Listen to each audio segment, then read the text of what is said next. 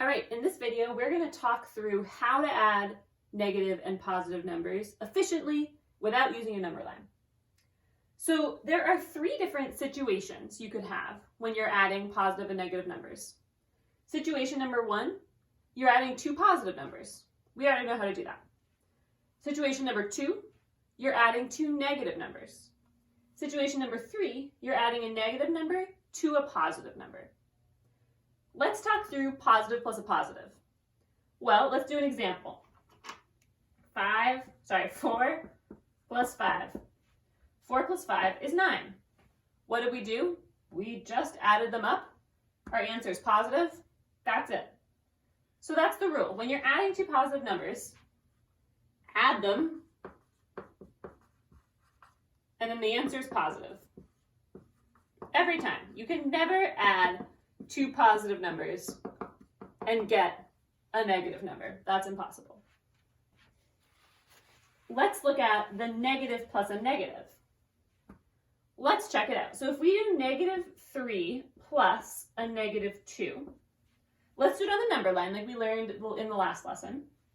We start at 0. We go back 3, left 3 because it's a negative 3. Then we go left another 2 because it's a negative 2.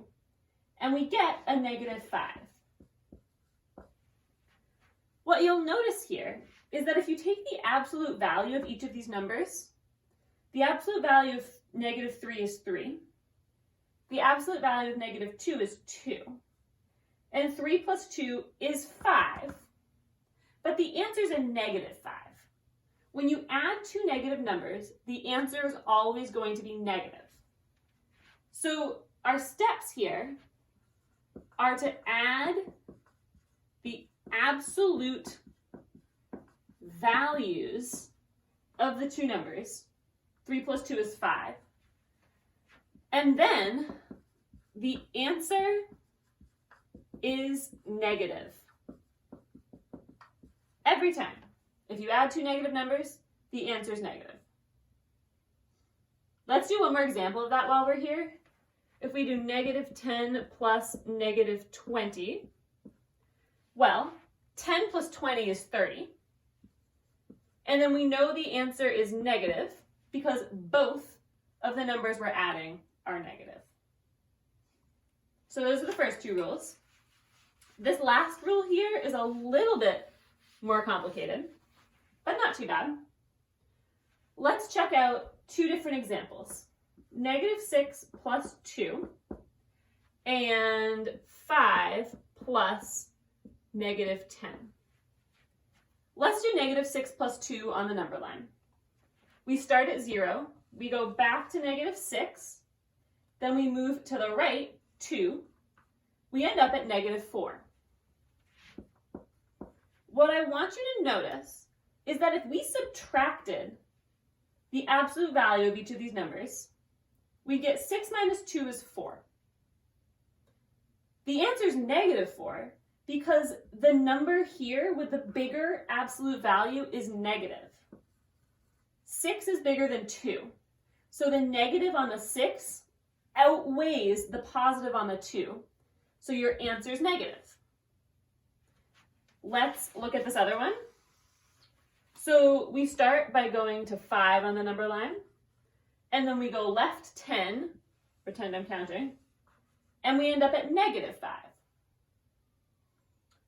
Well, the same thing happened here. If we subtracted 10 minus 5, you get 5. And it's going to be a negative 5 because the absolute value of negative 10 is bigger than 5. 10 is bigger than 5, so that negative outweighs the positive. Let me show you one more example where the positive number is bigger. So if we look at, negative 2 plus 7, do it on the number line. We go to negative 2, then we go up 7, 1, 2, 3, 4, 5, 6, 7, and we end up at 5. So our answer is a positive 5. If we subtract the absolute value of these two numbers, 7 minus 2 is 5. And because 7 is bigger than 2, our answer is positive because the positive of the 7 outweighs the negative of the 2. So how do we actually do this? Subtract the absolute value of both numbers.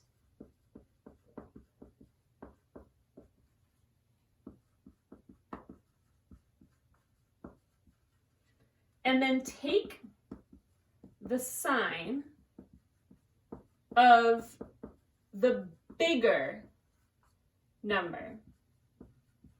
And when I say bigger number, I mean the number with the bigger absolute value. So if you're adding a negative and a positive, you subtract the two numbers, and then you take the sign of the number with the bigger absolute value. These are all the rules. I highly recommend you watch at least one example video so you can get some of these rules under your belt and really start feeling comfortable with them.